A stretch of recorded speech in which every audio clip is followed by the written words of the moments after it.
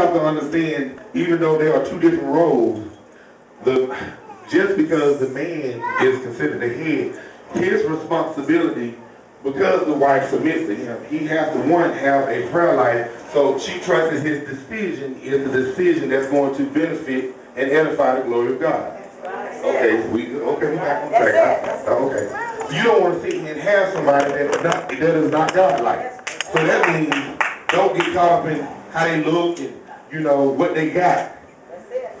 I was watching a movie, the Tyler Perry movie. What's the name of it? The one with the girl that got AIDS at the end? No. It's the one with Temptation. That's it, Temptation. Now, the thing that was funny about Temptation, there was they grew up loving each other. You know, and she left the good man for the one that ended up beating her and gave her AIDS. So that showed me, though, there are times, male or female, we'll get with people that we ain't satisfied with. What it is, she was in a situation where she was in a wholesome relationship. A man that loved her without you, unconditional. Look at somebody and say, I need something unconditional. A lot of times we'll say, she went for the, and anyway, I didn't never like the cat anyway. I never liked it. First time the movie came on, I said something about this joker. I ain't know he had no aim, but he just something. There was a beam in my eye that I just didn't like this cat. He was too smooth. He was too smooth. There was a jacket he had on, but I was gonna call him to see if they had it 50 long. I like sport coat. So, what was going on is, in the midst of that, a lot of times what happens is, when you're making decisions about your life, a lot of times we act off impulse. We don't pay attention to the signs. We're not attentive about what the people, we're more attentive to what the people are saying. A lot of times, we get caught up in stuff because of what people tell us. Y'all look good, and all of a sudden, you might about to go down. Didn't say you didn't want to be with them. There's nothing wrong with you wanting to be with somebody. Just make sure God is sat here and put that in place. He put that unity. It will take a few minutes. Man, how long you been married? 19 years. That's a long time. That was a good place to be married. 19 years. He put up with, and that's because your wife now. And she put up with him. You know, if anybody here been married 10 years, 10. Okay.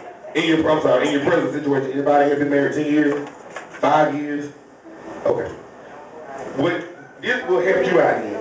What you need to do before you decide on a relationship, make sure that you've recovered from the old relationship.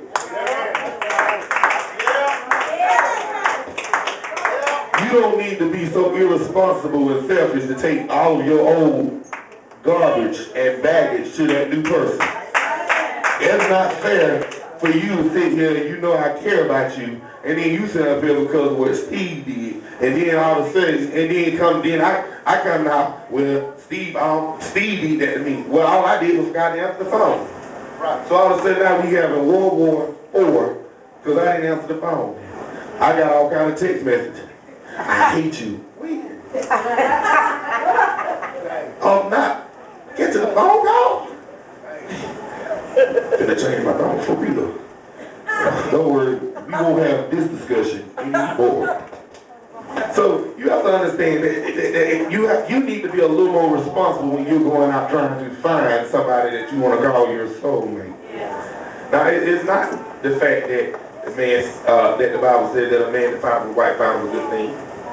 But the ideal is for you to go and have God, make sure that God's in it. Because a lot of times we cut food from flesh. Let me say that again. A lot of times, a lot of us get into a situation because of flesh. I've been waiting too long. I've been by myself. I say it sometimes. I be like, I'm looking on Facebook. It seems like, I think in the last 2-3 weeks, I done seen everybody get married. Two of my partners. One's a bishop. I say, I just told her that I say, this joke girl got married. And I was not happy. Well, I was happy for him, but let's say I was a little envious. I was like, yeah. I want some cake, some ice. I want some more cut up light bread, some cucumbers and bologna and ham, whatever we can afford. You might have to do it in the courthouse. But I want to be married. I keep looking on Facebook and folk getting married. But I want God to make sure that what comes from Him.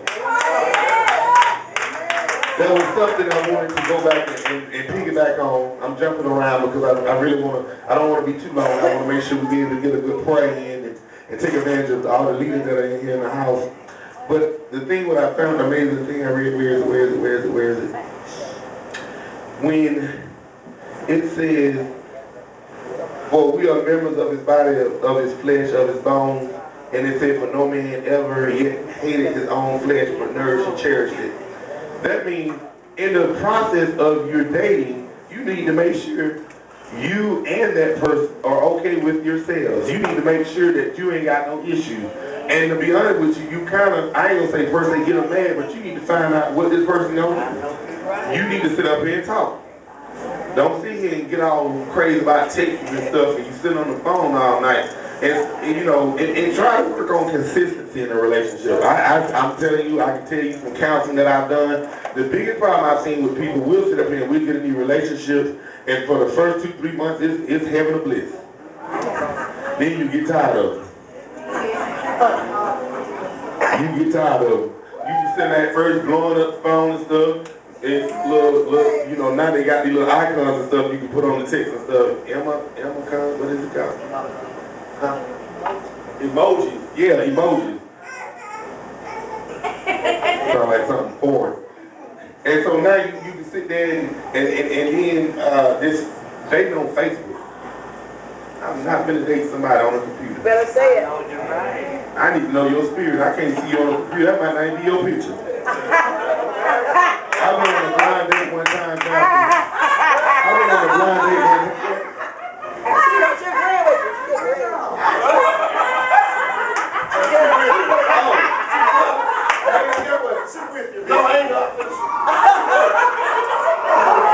I ain't know. Through the wallet. I ain't know about it. Lee ain't messing around. They got the keys to the truck. She done jumped up. He ain't said nothing. Pimp down. He ain't open his mouth. Thank you, Lee.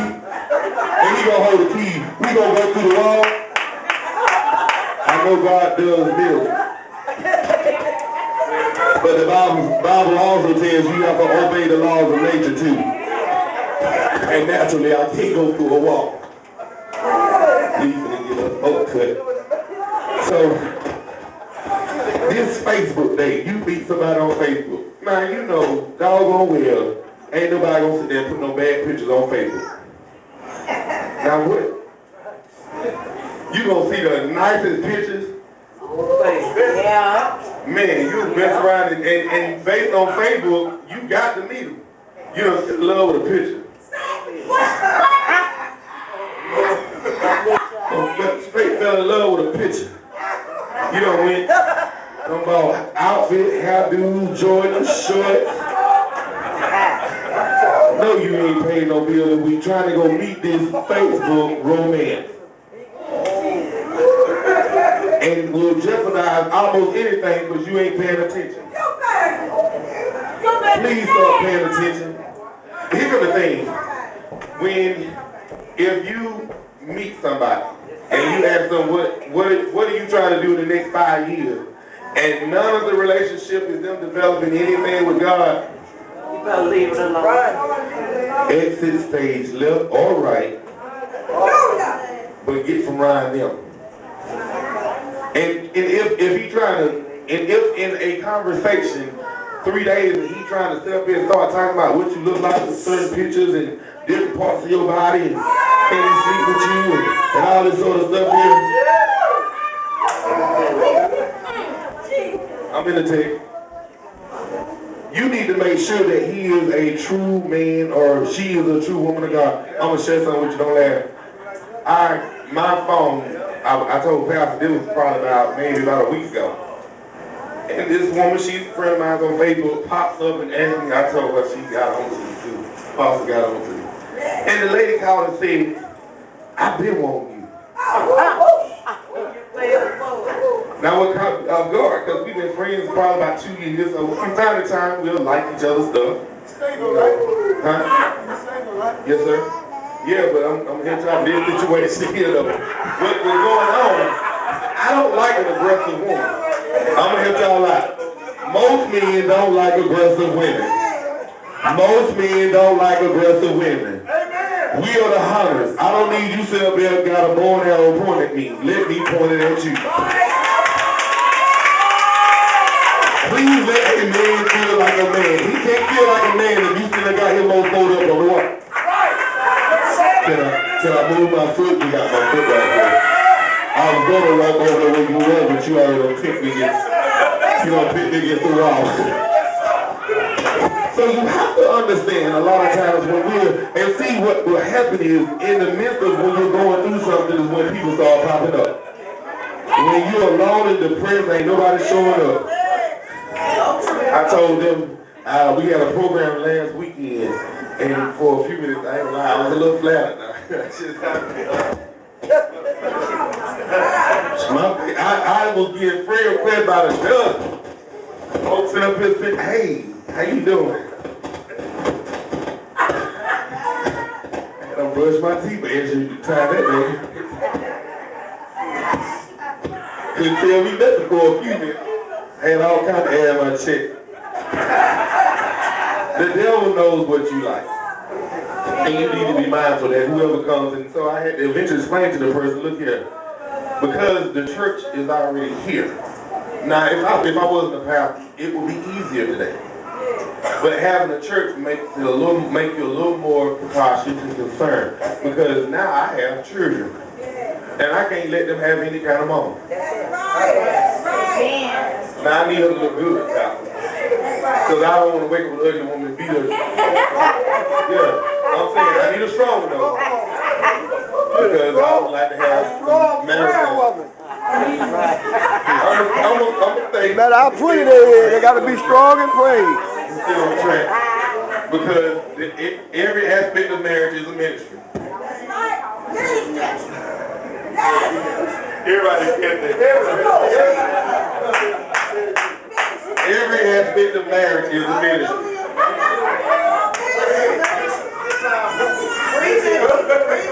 I'm trying to tell you that every aspect of marriage is ministry. I'm trying to tell you, when you're sitting up here having an argument, sometimes sitting up here looking at her when she come through with the pretty nightgown, you might have been mad for a few minutes, but God allowed other things that work with blood move through your heart. And in the midst of the anger, sometimes you forget what you was upset about. That same chorus she heard that caught down the first time, you thought I had going down memory lane. You thought I said, God, leave. What was I mad about? And all of a sudden, you two are allowed to get caught up in the moment. You ever heard of a tornado? The middle of a tornado is called a vex. How you get caught up in a vex? There's a lot of spinning and moving going on. There's a lot of things getting disrupted. But everybody is going along with it. Amen. You have to understand that the person that you get with needs to be able to push you.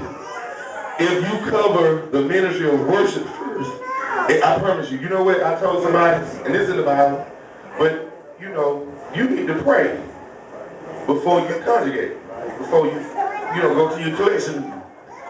Because you have to understand, it's just not physical, it's also spiritual. And the thing is, if you are loving the person, then you're loving the person past what they can do in the moment. And a lot of times, it'll let you go further with the moment. I just try to help somebody.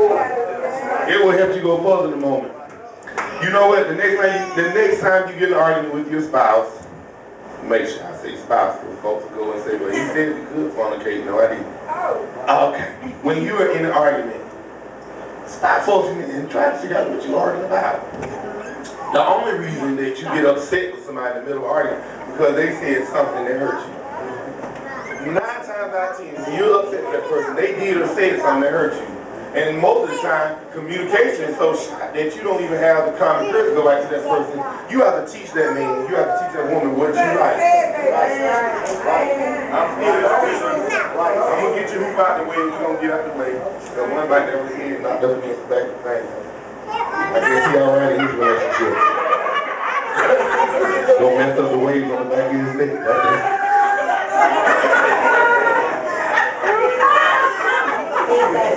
Make sure he don't come up and jump on that. Make sure he don't jump on that. Husband loves your wife, even as Christ also loved the church, and gave himself for it, that he may sanctify and cleanse it with the washing of water by the word. You need to be mindful when you're in a relationship, when you're talking to your significant other, you need to make sure you talk to them the way you want them to talk to you. I get the word. So we all been in our relationship. We have never been, you and I been in a relationship where I got called names. My name Andrew and I was called something else. And one time she called me the name, I went and grabbed my birth certificate. I said, that is not on my birth certificate. I speak against you, demon. I cast you out, devil. Because we need to understand in the midst, how are you going to sit up here and be able to grow in ministry with somebody that does not even respect who you are in the natural? How are they going to sit up and push you to your birthday? If they sit up here trying to keep you from just your day, if they ain't trying to help you get to the next day, they sure enough ain't trying to help you get to your salvation. So you mean to tell me you okay because it's getting quiet here? I'm sorry, I must be close to home. Let me get a little closer. So you mean to tell me when you sit up here with somebody that you ain't married to, you laying down with them and stuff, and they don't see everything about you, and then all of a sudden 2 years later, out there, they'll sit up here and jumped on you, around you, near you, called you, you done did stuff that you now can't take back because it done happened already. Then when you go to my marriage, all of a sudden they get quiet. Now you get mad. Well, if you had already, if you done dropped off what he,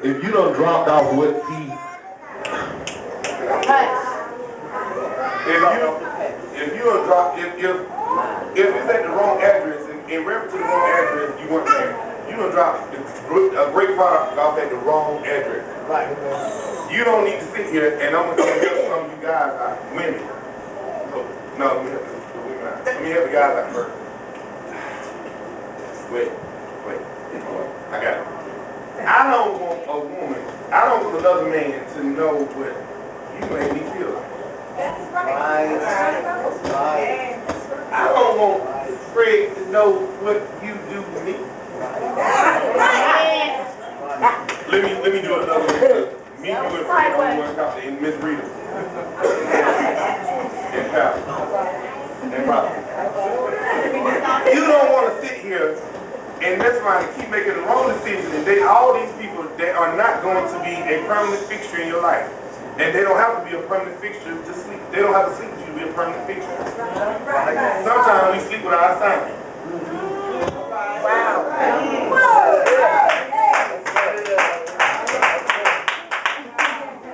That was good. That was good.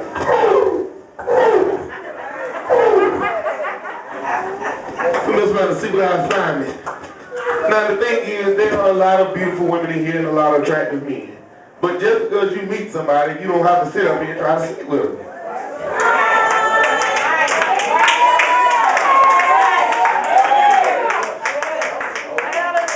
Everybody wants to be attractive. Everybody wants to be noticed. But at the same time, do you want everybody to get on top of you?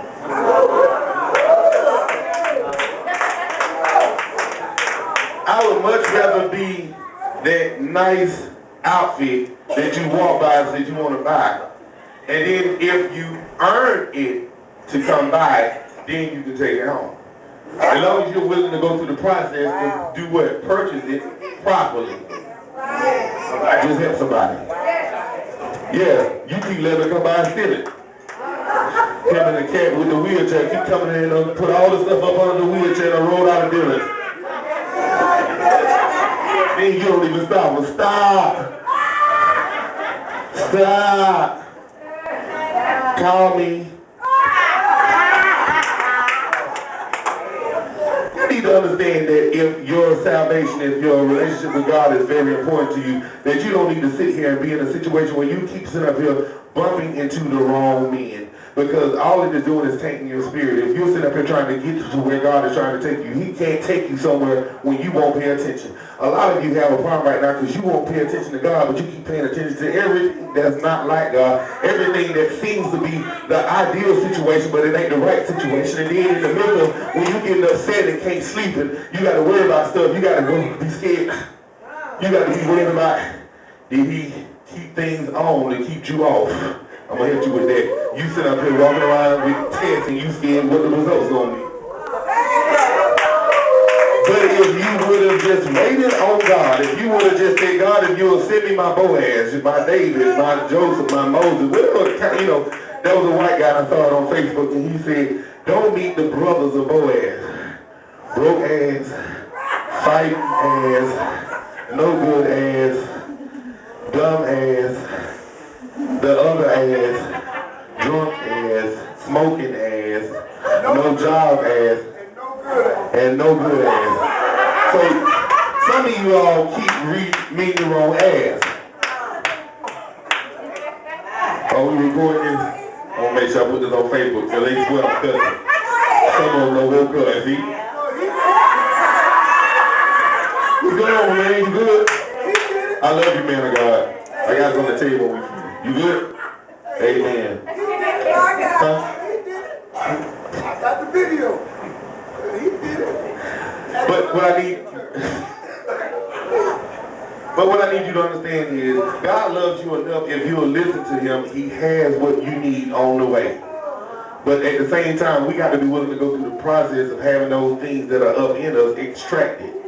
Because a lot of times, because of what I started to say earlier, all that stuff that's still attached to you, you bring it to what's the other one? The next one is, you don't need nobody who will whoop your ass. Oh yeah. And then he comes and whoops your ass. Now that's the one that, now you know what, here's the thing about whoop ass. He'll sit here, he won't fight a man.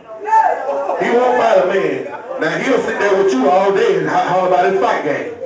But then when a man comes through, all of a sudden he you know, oh, you don't win it about your cousin over here. You don't win it, oh, you want to do something? I'll tell you, and you gonna drop those niggas over and jump on me and stuff. Why you know I love you, girl. I hit you by mistake. You know, brought out. And then y'all go get the biggest cousin you can go find and make sure to jump on. Then as soon as they get to fight, you go right back to them. Why? If God gave you a way of escaping your time in trouble, why you keep going back to the trouble?